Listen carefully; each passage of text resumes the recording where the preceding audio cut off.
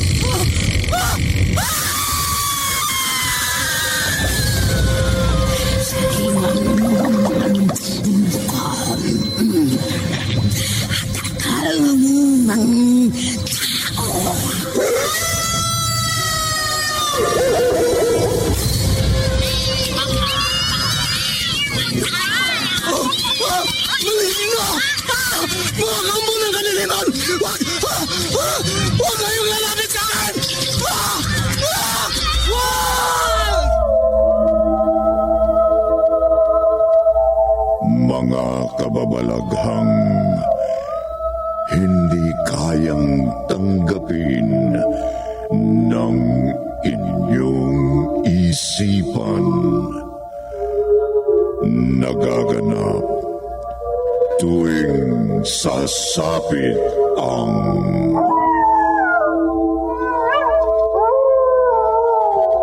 gabi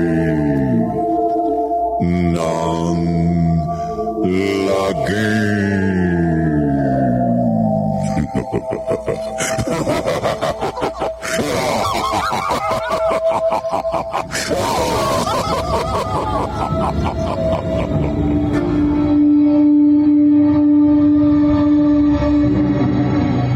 Magandang gabi, kaibigan.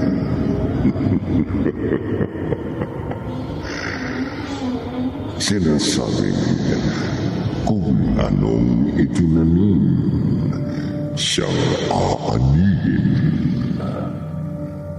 May karma, mabuti o masama man ang gawin. Kung ang isang tao'y kakilakilabot ang ginawa, magdanas din kaya siya ng kakilakilabot na karma.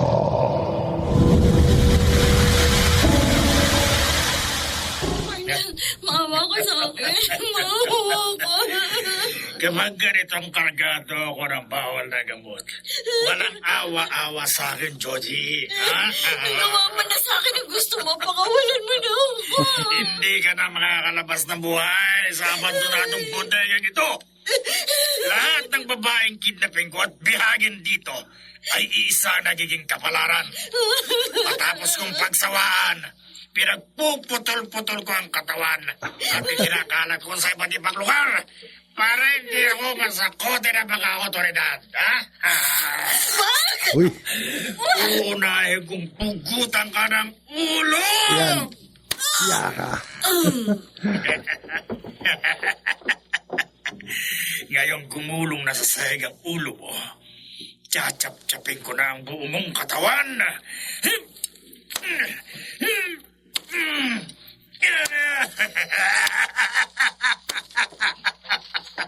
Ano ba yan?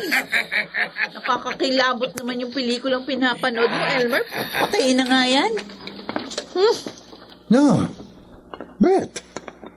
Ba't mo pinatay ang TV? Kasi basta magkasama tayo dito sa malaking bahay ng amo ko. Wala kang ginawa kundi manood ng horror movie. Paborito kong manood ng mga eksenang kakilakilabot eh. Tsaka sinasamantala ko lang na wala rito yung amo mo. Paabot nga niya ang lechong kawala yan. Oh, ayan. Taba pa. Buti na lang. Minsan sa isang buwan, 2 o 3 araw na wala dito sa bahay si Tata Nick. Dahil inaasikaso niya yung kanyang mga negosyo sa probinsya. Ang buti ka mo. Wala ibang kapamilyang kurang na amo mo yun. Kapag wala siya dito sa bahay niya, nakakasalisi ako rito. Solo kita. Sarap ng buhay natin.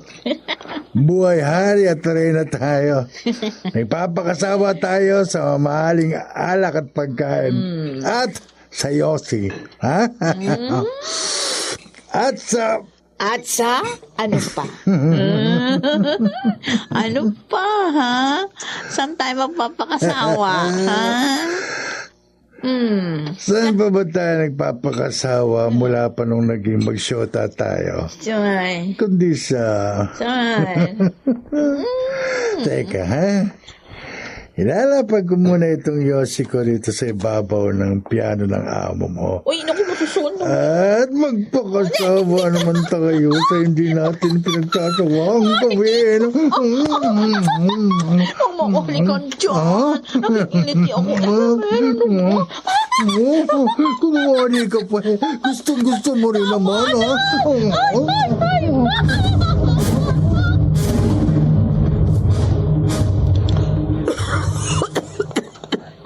Nay, inuubo naman po kayo.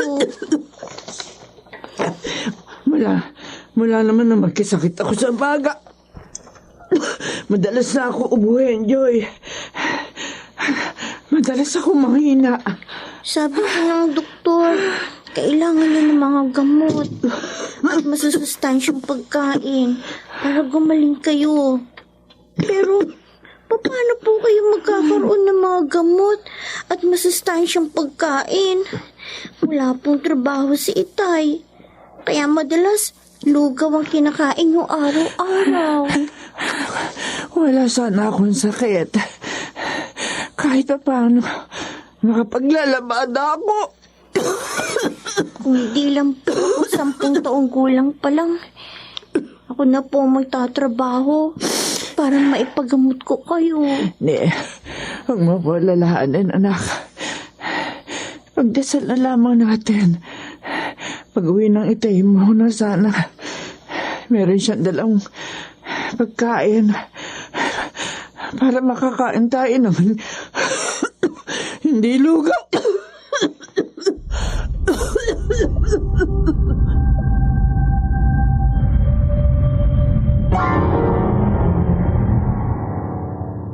Bet! Tata Nick! Bakit po, Tata Nick? Bakit purong galit kayo? Pagdating ko, tumugtog kagad ako para mawalang pagod ko sa mahaba akong biyahe pa uwi rito. Pero napatigil ang pagtugtog ko dahil sa nakita ko rito sa ibabaw ng piano. Ano po yung nakita? Bakit may upos ng sigarilyo sa ibabaw ng piano? Ho? Gagakalik! Tata Nick! Sinong lalaking pinapasok mo rito sa bahay ko habang wala ako rito? Sino? Sino?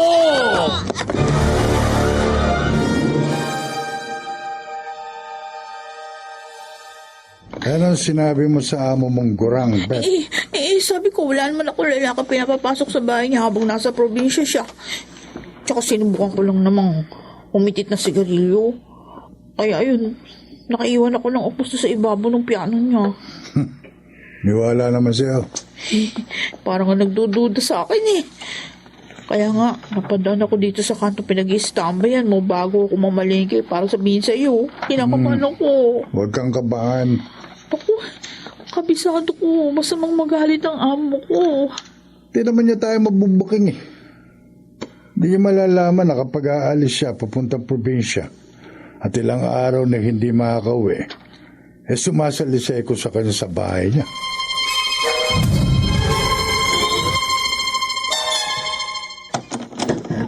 Tay, mano po?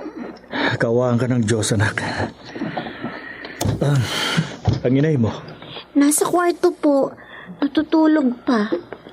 ganun Sa ba? oras na po kasi ng gabi siya nakatulog kagabi. Dahil po sa paghihintay sa inyo. Bakit ngayong umaga na po kayo nakauwi? Malayo kasi ang bahay ng pinsan ko na pinuntahan ko kagabi. Para mautangan ko. May nautang po kayo sa pinsan nyo? Wala nga eh. Kaya naglakad ako ng kung ilang kilometro para lang makauwi. Pahinto-hinto pa ako dahil panay ang ulan. Kasi kahit pamasahe, hindi ako inabutan ng pinsan ko. Kaya masama ang loob ko sa kanya. Hindi rin po pala natin maibibili ng gamot si inay. Masama ang loob ko sa kamag-anak ko, anak. Palibasa alam niyang standby ako. At mahirap po siyang mabayaran. Kaya tinikis niya ako. Kahit may maganda naman siyang trabaho. Pagod na pagod po pala kayo. Oo, anak. At gutom na rin. May natira pa po kami lugaw ni inay kagabi. Talagang kakain ako. Para mawala ang sakit ng tiyan ko dahil sa gutom. Sige anak, ipaghain mo ako. Tay? Anak, mahirap ang maging mahirap. Napakahirap.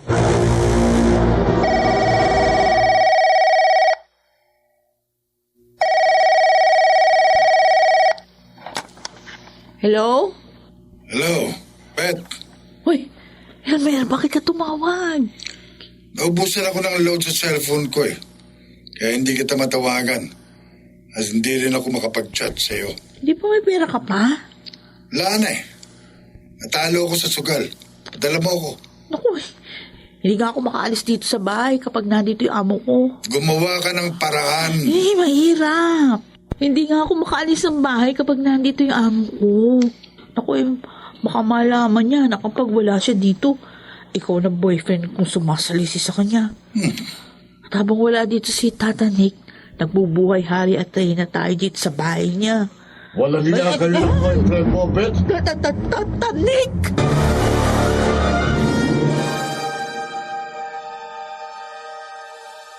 Tay! Tay! Oh, anak, bakit ka humahangos? Mabuti po nakita ko kayo dito sa terminal ng pampasahero jeep. Nagbabaka sakali kasi akong kumita ng extra sa pagiging barker. Para kumita ako kahit papano. Para pambili ng gamot ng inay mo. Tay, umuwi muna kayo. Teka, bakit parang ligalig ka? Ang inay po, nagising siya na inuubo. Ha? Kaya paulit-ulit ko po hinagod yung dibdib at likod niya. Pero lalo po siyang inubo. At ano, anak? Tay! Si inay! Lumura po ng dugo!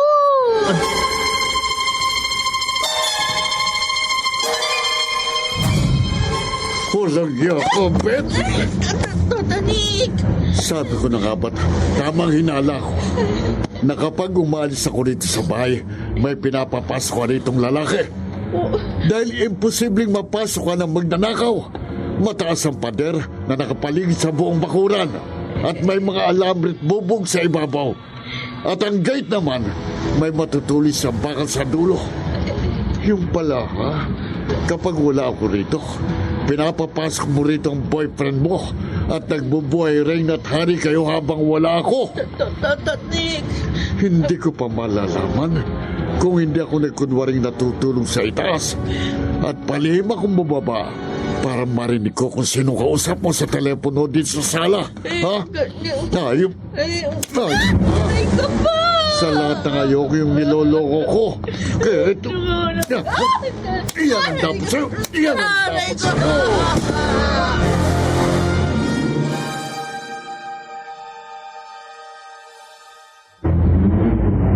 Walang yakop! Kahit bumagsak ka pa sa sahig at hindi makagulapay, tatadyakan pa kita! Traitor!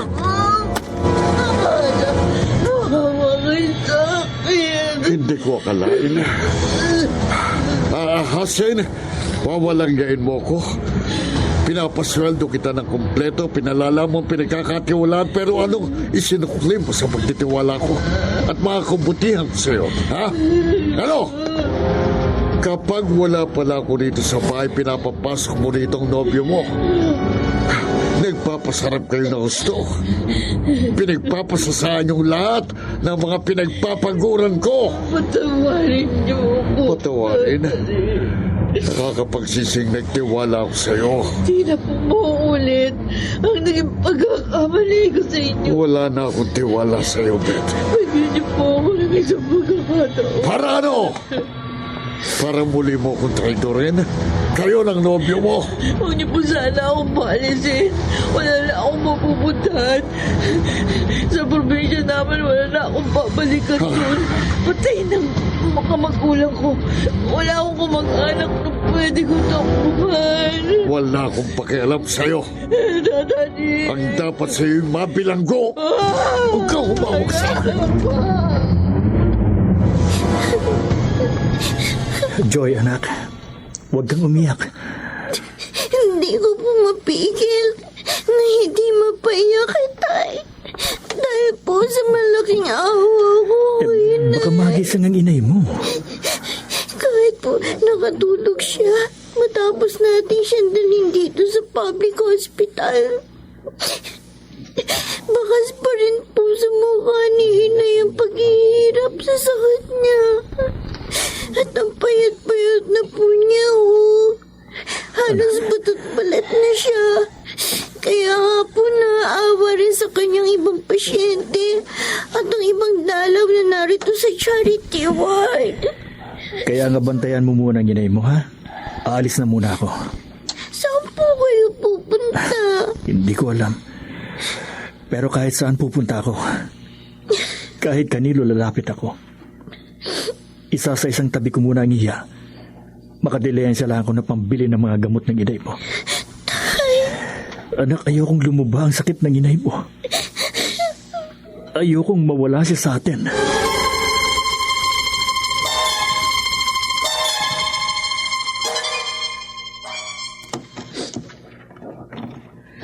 Oh. Bakit narito ka pa sa kwarto mo, ha? Tata Nick, nakikiusap ako sa inyo. Nagmamakaawa.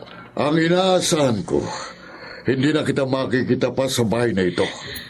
Lumayas ka na rito. Sabi na po. Tumawag na ako sa agency. Bukas, may makakapalit ka na sa pagiging kasambahay dito. Kung talagang hindi nyo na ako mabibigyan ng isa pang pagkakataon at hindi nyo na ako mapapatawad, sige po, aalis na ako dito.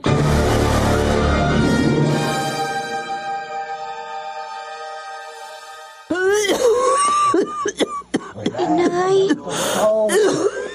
ano ba na naman po kayo? Hagurin mo ang dibdib at likod ko, anak. Ayun po. Para kahit pa paano mabawasan yung pagsakit ang dibdib at likod ko. At ang pag-umuko. Pagbalik po ni Itay dito sa ospital, may dala na siyang gamot ninyo.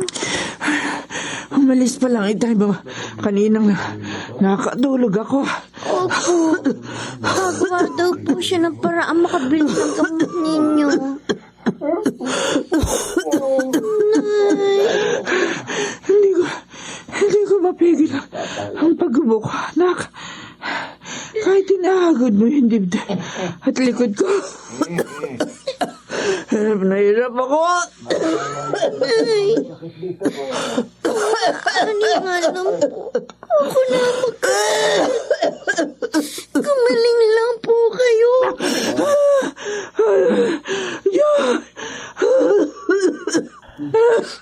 Hindi bali pong ako na ang mahirapan. Dahil naaawa po ko sa inyo, Nay. Naaawa po ko sa inyo.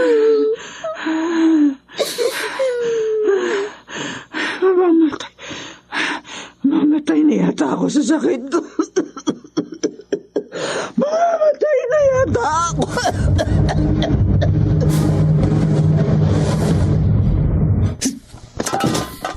Buti nakagawa ka ng paraan na makapag-load sa cellphone mo, Elmer. Tatawagan kita. Pinalayas ka na pala ng amo mong gurang, ha, Beth? Oo nga eh.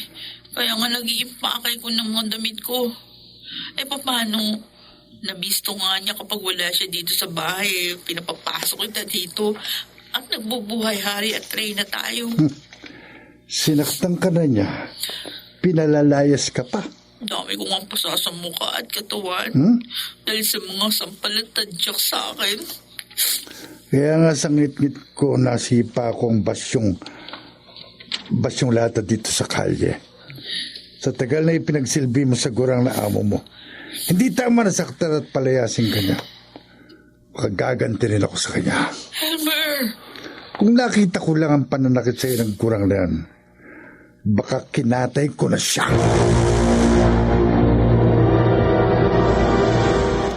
Hoy!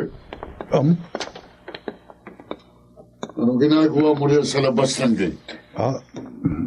Wala. Anong wala? Buwaba ako ng bahay at lumapit ako dito sa gate. Dahil namumukhaan kita eh.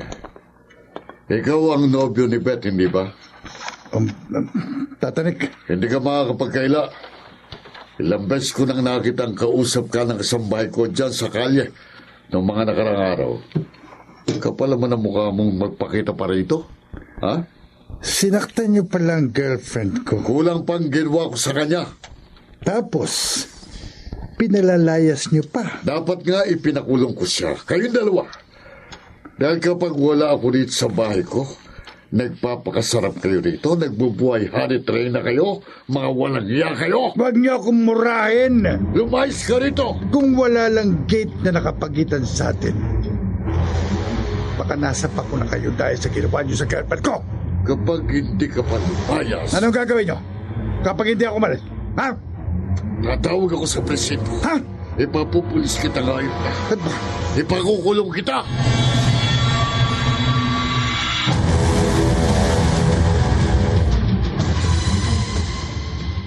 Ano nga mo, Elmer?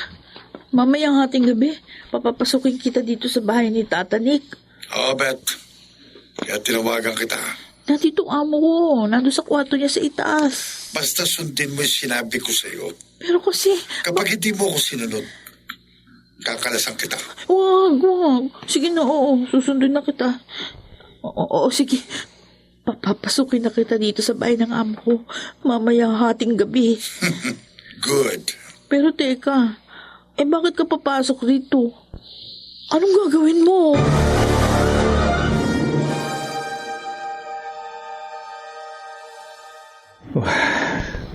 Kahit saan ako magpunta, kahit kanino ako lumapit, wala akong mautangang pambili ng gamot para sa asawa ko. Maliwanag pa naman ang sabi sa akin ng doktor kanina bago ako umalis sa ospital. Kapag hindi ko naibili ng gamot ang asawa ko, malamang lalong lumalang sakit niya sa baga at baka maging mitya yun ang kanyang buhay. Hindi ako papayag na mamatay ang asawa ko. Gagawa ako ng paraan para maibili ko siya ng mga gamot sa kahit anong paraan.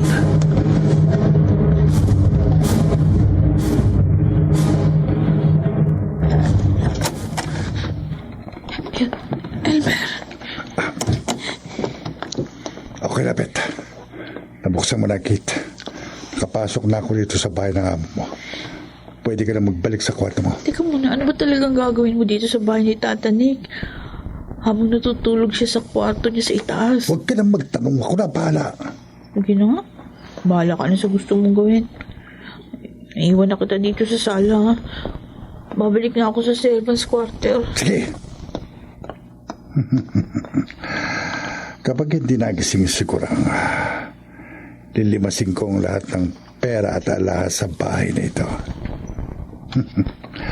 Pero kapag nagising siya, mamalasin siya sa akin.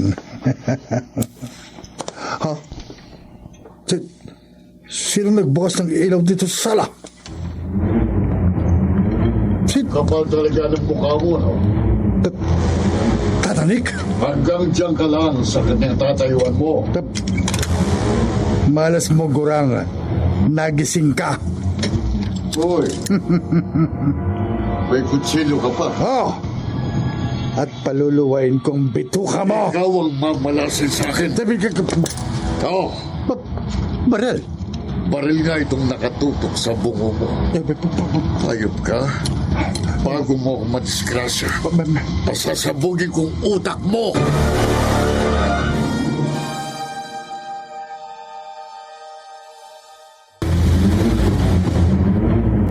Tatarik. Huwag kang lalapit sa akin.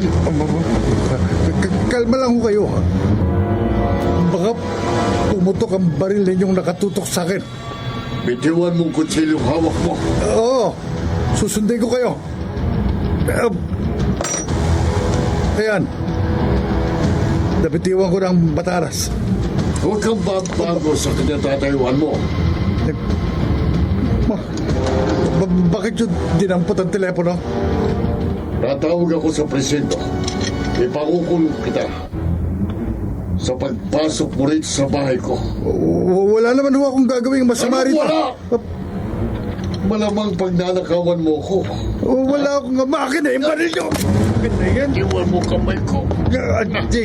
Hindi ako papayag na makatawag ka ng pulis. Hindi ako papayag na Bitiwan makulong. mo kamay ko. Hindi umago sa akin ang baril ko. Sige. Ngayon, hayop ka. Ngayon nabuwal ka. Matapos pumutok ang baril ko. Ngayon tutuluyan na kita. Makakalapin ko sa sahingang utak mo. Ay! Wag! Bet, mabuti. Hinampas mo siya ng flower vase sa ulo. Papayag ba naman akong mapatay ka ng amo ko? Kung hindi mo siya napabagsak, malamang napuruan niya ako, napatay niya ako. Pero, pagbagsak niya, hindi na siya nakabangon. Ha? Hindi na gumagalaw.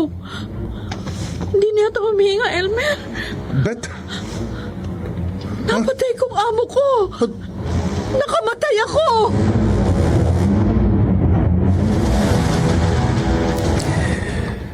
Tahimik na tahimik dito sa kalyeng kinaroroonan ko.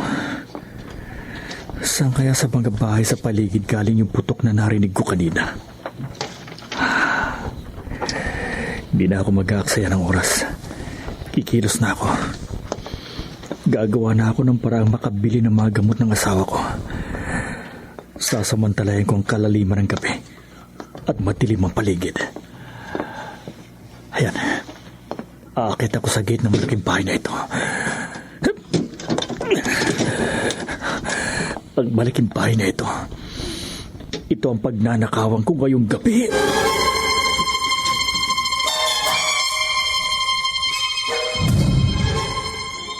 Elmer! Napatay kong amo ko. Napatay ko siya. Gaga! Humihinga pa ang amo mong kurang. Buhay pa si Tata Nick. Oo. Nawalan lang siya ng malay. Nangampasin mo siya ng flower vase sa ulo. Oh, bakit dinampot mo ang patalim? Bistado na ng amo mo ang likaw ng mga bituka natin. Sa laki ng atraso natin sa kanya, Pet. Kapag binuhay pa natin siya, sigurado ipakukulong na tayo. Kaya para hindi tayo mabilanggo, tutuluyan ko na siya. Papatayin mo si Tata Nick? Oo. Pupugutan ko siya ng ulo.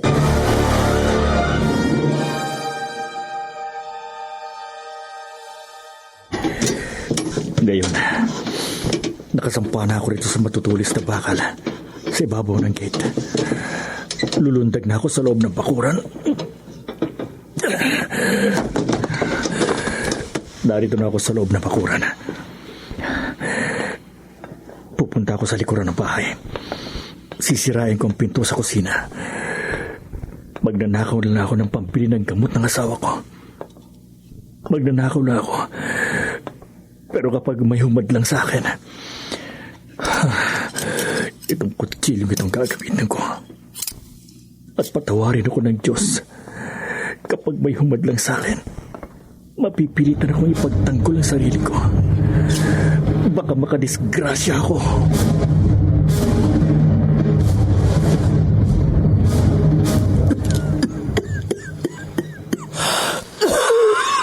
Nay, inubo na habang natutulog kayo. Nagising tuloy kayo dahil sa pag-ubo. Dahil tuwing uubo kayo, napapataas po yung dibdib niyo. Nakatulog pala ako. Hahabulin ko po ulit ang likod niyo. Mamaya na, anak. Ang itay mo. Hindi pa po dumarating. Kanina pa siya umalis, ha? Baka malayo po dito sa ospital yung pinuntahan niya. Wala pa siya nagagawang paraan para maibili ko ng mga gamot. Kaya hindi pa siya makabalik dito. Nay, Naawa ko sa itay mo, nak. bakit po si Itay ang iintindihin ninyo? Wala siyang pinag-aralan. Kaya wala siyang mapasukang hanap buhay. Ang sarili niyo pong alalahan ninyo. Sikapin niyo po magpagaling. Napakahirap ng walang pinag-aralan, anak. Kaya namin ang itay mo. Kaya kahit mahirap tayo, sikapin mo, anak, na makapag-aral. Makatapos kahit kursong bukasyon na. Huwag na po kung ano-anong inaalala niyo. Huwag na po kayong mamroblema. Baka lalo pa po kayong magkasakit.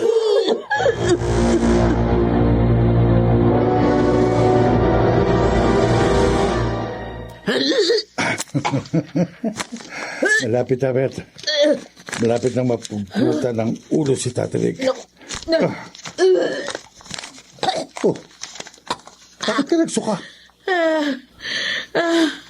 Ha? Para kasi babaliktad yung sikmura ko dyan sa ginawa mo sa amo ko. Tama lang na pinugutan ko siya ng ulo. Kung alam ko lang ganyan ang gagawin mo sa kanya, sana hindi na kita pinapasok dito sa bahay niya. Kaga!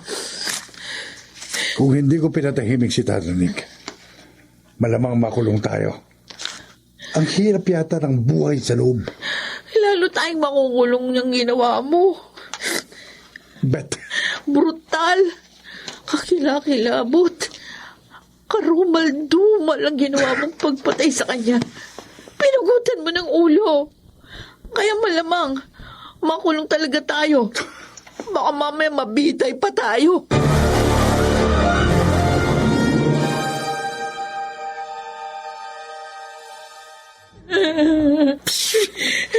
tumahimik ka, Bet.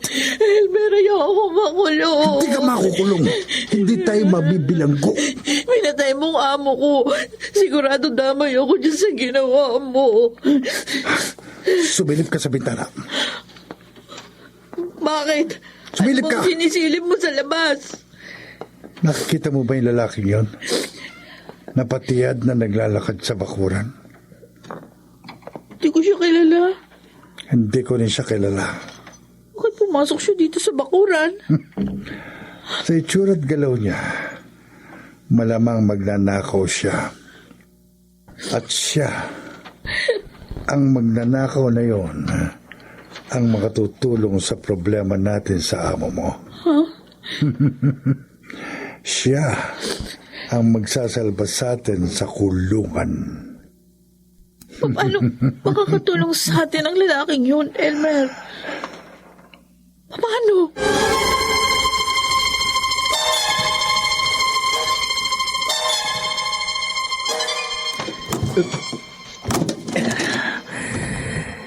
Ayan.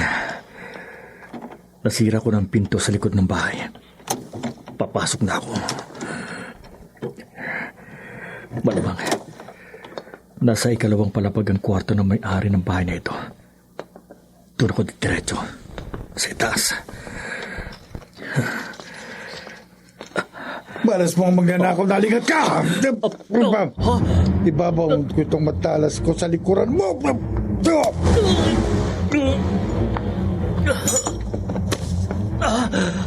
Ang likod ko. Ngayong nabitiwan mo ang iyong matalas, tagilid ka na sa akin. Paulit-ulit kong bubutasin ang katawan mo. Hindi, wag. Anong wag? Wag. Kakatayin kita! Wag!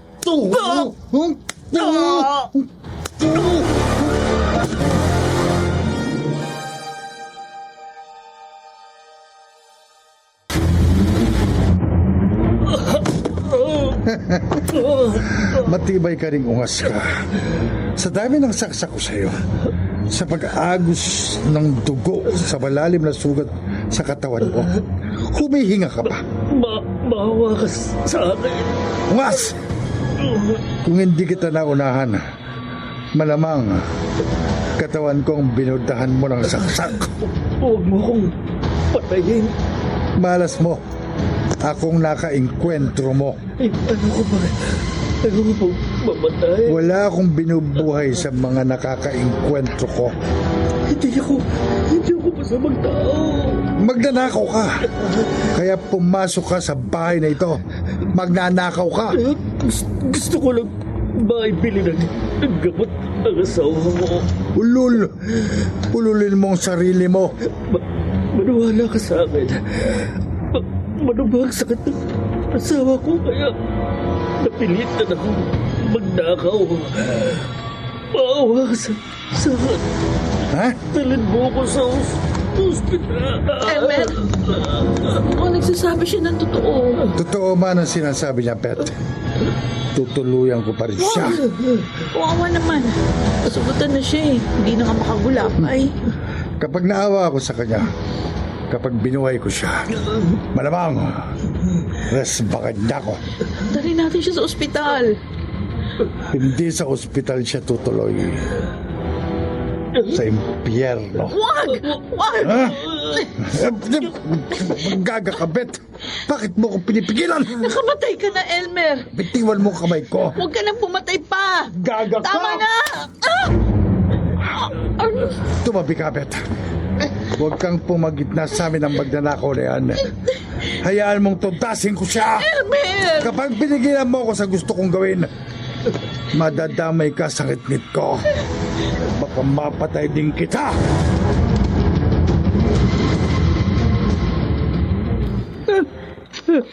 Day, sumasakit na naman po bang dibdib at ulo ninyo? Hindi, Joy. Bakit po kayo napaiyak? Malalim na ang gabi. Kanina pa umalis ang itay mo. Pero hanggang ngayon wala pa siya. Baka parating na po siya. Ewan ko, anak. Ewan ko. Pero kinakabahan ako. At kinakabahan po kayo? Baka hindi na kami magkita ng itay mo. Elmer! Huwag mo ambaan ng matalim. Tatabi ka o hindi, Pet. Tatabi na. Ngayon, ungas na magnanakaw. Ngayon wala nang nakapagitan sa atin. At wala nang umaawat sa akin. Mawakas na sa akin. Ikumusta mo na lamang ako kay Satanas.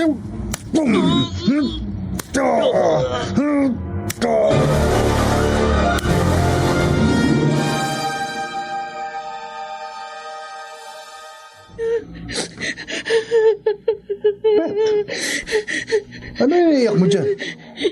Masyado kang mabusok, Elmer. Masyado kang marahas.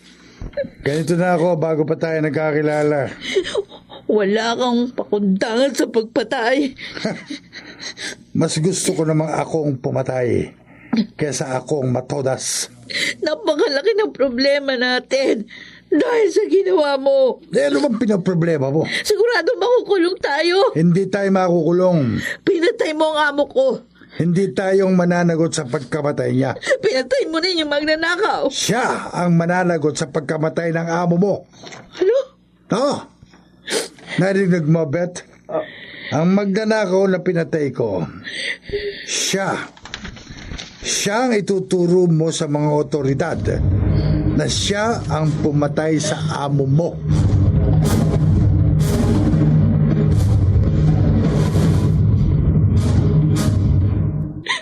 Huwag ka ngang umiyak. Ano nga pala uli ang pangalan mo? Beth po. Huwag ka nang umiyak para maipaliwanag mo ng mabuti sa amin ng mga kasamahan ko ang buong pangyayari. Tulad nga po nung nasabi ko sa inyo nung tumawag ako dito sa presinto. Hanggang sa dumating kayong mga pulis sa bahay ng amo ko at isama niyo ako rito. Pinasok mo ng magnanakaw ang bahay ng amo ko. Nasaan ka nang pumasok ang magnanakaw sa bahay ng amo mo, Beth?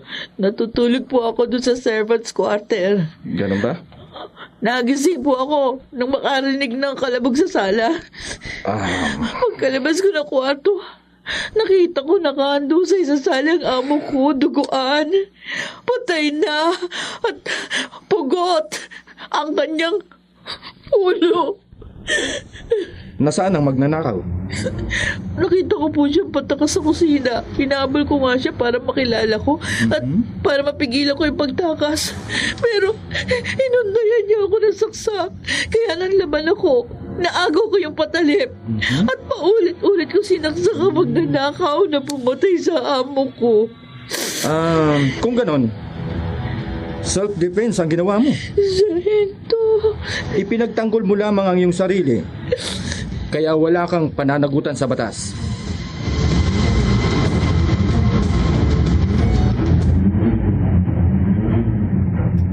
Ikaw bang asawa ni Tom Santiago? Ako nga po. Pulis po ako. Opo, alam ko pong pulis kayo dahil naka-uniforme po kayo. Nanggaling ako sa bahay niyo. Pero ilang kapitbahay niyo ang nakapagsabing narito kayo sa ospital ng anak mo. Bumili lang po sandali ng tubig ang anak ko sa labas. Pagdating niyo rito sa ward. Mrs., kaya hinanap kita. May nangyari kay Tom Santiago.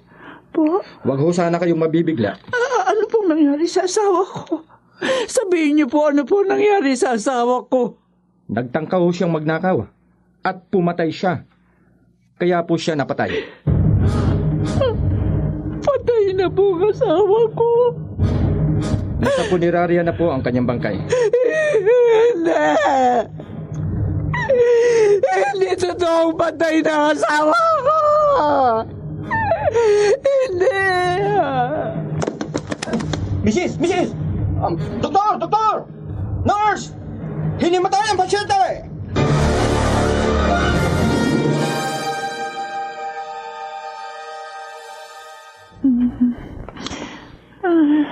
Nay, mabuti po nagkamalay na kayo. Mabuti narito ko na sa ward.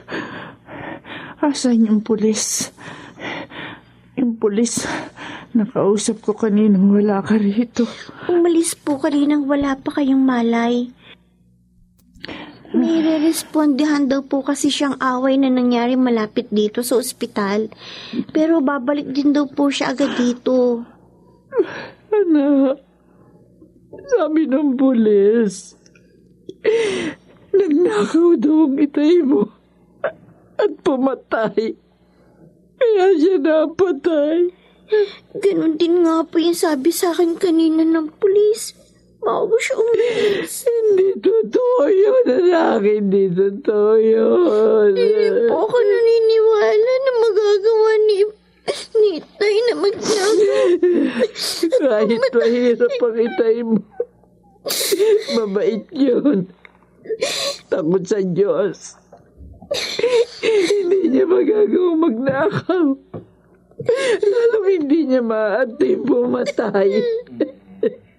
Ano na po ngayon? Wala na po, Tay. Paano na po tayo, Nay?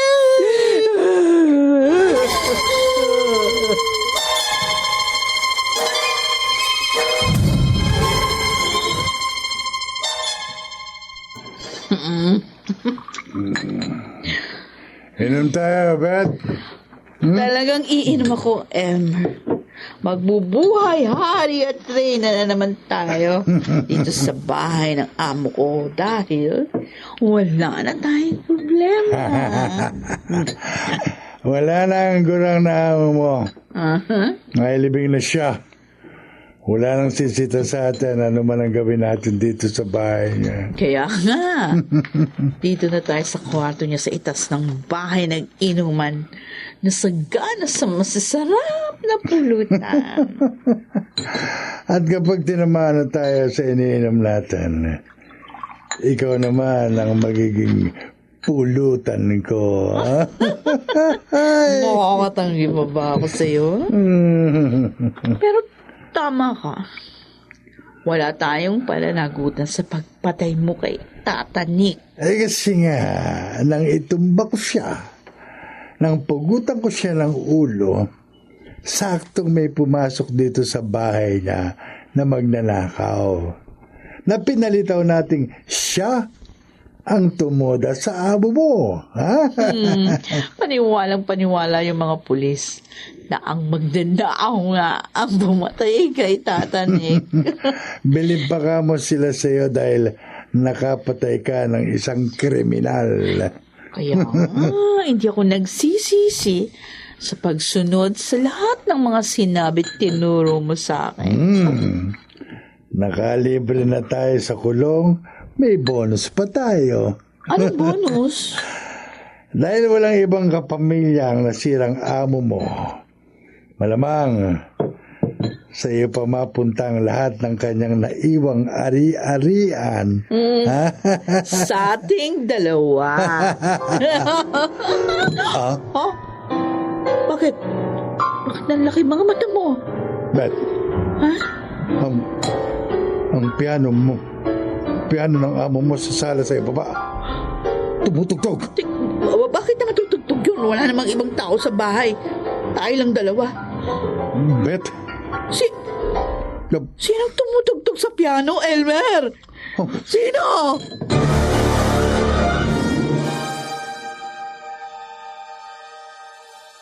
Elmer, bakit nilabas mo yung patalim? baka may ibang tao nakapasok dito sa bahay ng nasirang amo mo, Bet. Paano may makakapasok dito ibang tao? Bago tayo umakyat sa kwarto ni Tata Nick, siniguro ko nakasara yung mga bintana at pinto sa ibaba. Sino yung tumutugtog ng piano sa sala sa ibaba? Ewan ko! Alamin ko. Sasama ako sa'yo. Huwag na. Baka kailangan mo tulong ko. Tulad nung tutukan ka ng baril ni Tata Nick. Sige. Samahan mo na ako sa ibaba. Teka, magdadala ako ng masyong bote. Sige. Para may maihampas ako sa sino mong tumutugtog ng piano na yan dyan sa ibaba kapag nanlaban siya sa atin. Sige. Okay. Bumaba na tayo. Dahan-dahan lang tayo bumaba para hindi tayo mamalayan na taong tumutugtog ng piano doon sa sala. Okay. Dahan-dahan tayo sa pagpapasagtan. Baka nga may nakapasok na ibang tao dito sa bahay. Tapos siyang tumutugtog ng piano nang nasira akong amo. Narito na tayo sa ibaba ng bahay.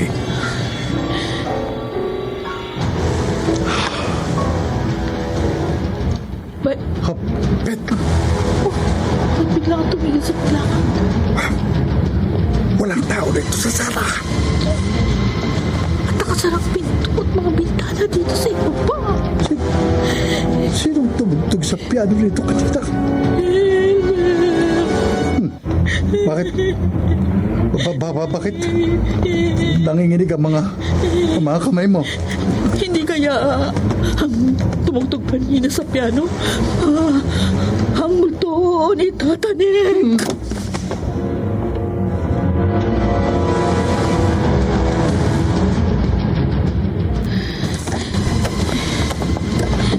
Sabi ni Elmer, di siya naniniwala sa multo. At malamang ang tumutugtog kanina ng piano sa sala ay mabilis na nakalabas ang bahay. Kaya hindi namin nakita pagbaba. At kaya hahanapin niya sa bakuran.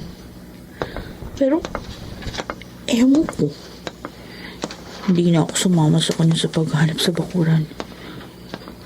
Umakyat na lang ako dito sa dating kwarto sa itas ng amo ko. Dahil maaaring tama ang hinala ko. Ang multo ni Tatanik. Ang tumugtog ng piano kanina sa sala.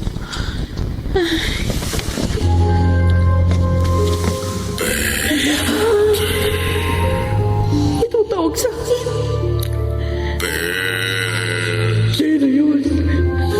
Nag-iisa ako dito sa kwarto. Nangako ko.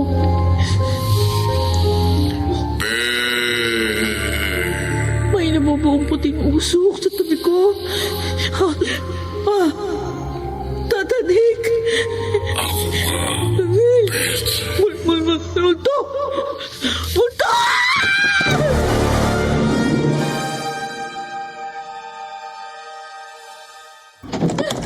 Bet!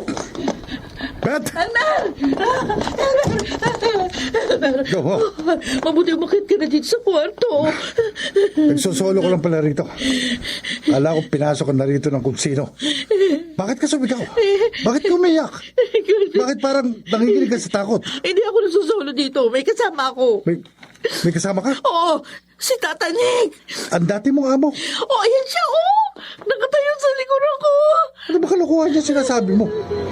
Walang tao sa tinuturo mo. Wala. Wala. Wala nga. Kanina lang nandyan yung multo niya. Hindi totoo ang multo. Totoong nakita ko dito si Tatanik kanina. Guni-guni mo lang yun. Pero, Ay nako, wag mong igitan sinasabi mo, Bet. At baka mabudget lang ako sa iyo eh. Albert. Wag mong takutin ang sarili mo. At wag mo akong takutin. Imposibleng makabalik pa ang namatay na. Kalokohan yon. At katarantaduhan lang ang multo.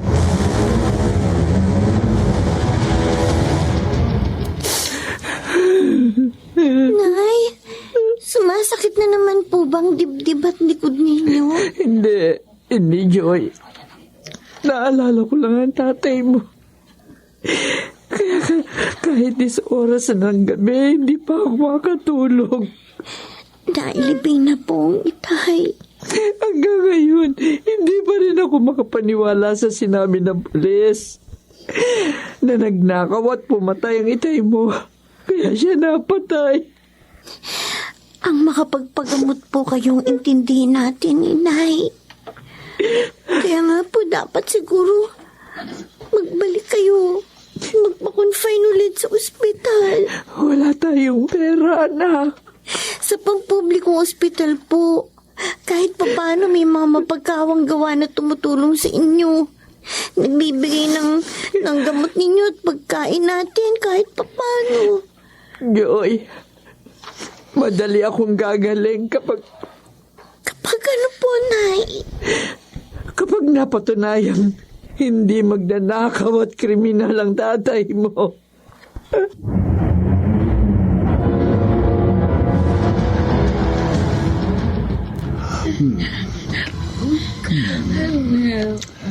Bago tayo matulog, pabenas muna tayo.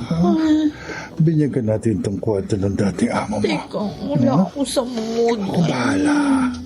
Relax ka lang. Gigisingin ko mga dugong nananalaytay sa iyong mga ukat. Kaya ng dati. Pag-iinitin kong katawan mo.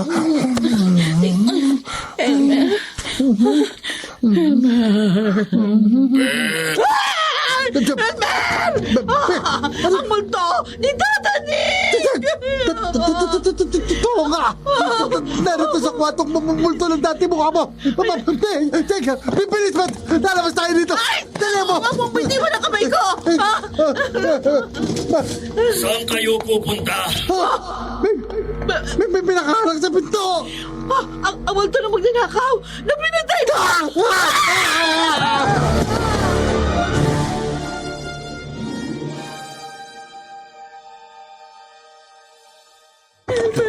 Nandito sa kwarto multo ni Tatanik. At nakaharang naman sa pinto yung multo na magnanakaw. Huwag kang matakot, Bet. Mga wala kayo. Pinatay niyo ako. Pinatay niyo rin ako. Bakit kayo nagbalik? Pinatay niyo kami. Kaya hindi kami matatahimik. Nagbalik kami para magkaroon ng hustisya ang aming pagkamatay. Para kami makapaghiganti. Pananagutan niyo ang aming naging kamatayan. Sumuko kayo sa mga may kapangyarihan. Oo! Susundin namin ang gusto nyo. Susuko kami. Aaminin namin sa mga otoridad ang aming mga kasalanan sa inyo. Oh, huwag nyo lang kami pagbutuhan. Huwag nyo lang kami paghigantihan. Hindi! Hindi ako susuko! Elmer! Ay! Ba't lumabas ka dyan sa terrace? Ayoko mabilanggo, Bet. Hindi ako susuko. Tatakasan ko ang pag-iiganti ng mga pinatay ko. Elmer! Huwag ka dyan sumampa sa pasamano ng terrace. Huwag ka tatalan. Madidisgrasya Tatakasan ka. ko ang mga multo!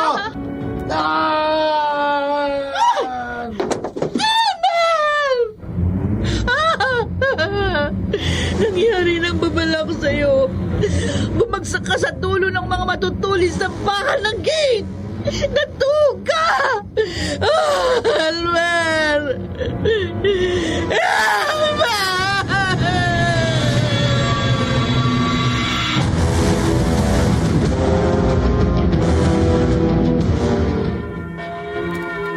Galing ako sa inyo at narito pala kayong mag-ina sa simbahan. Nagdasal kami ng anak ko sa rento. Ipinagpasalamat po namin sa Diyos na lumabas din po ang totoo.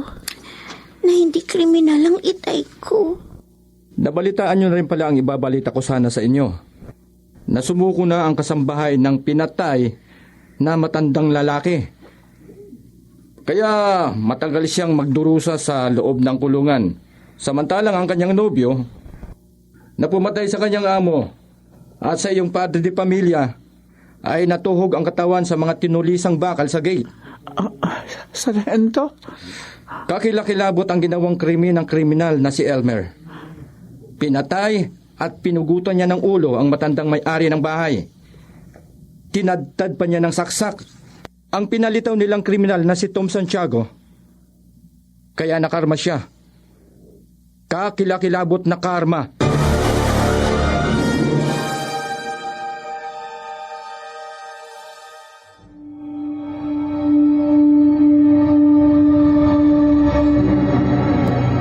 Kapag mabuti ang ginawa, nagkakaroon ng mabuting karma o gantimpala.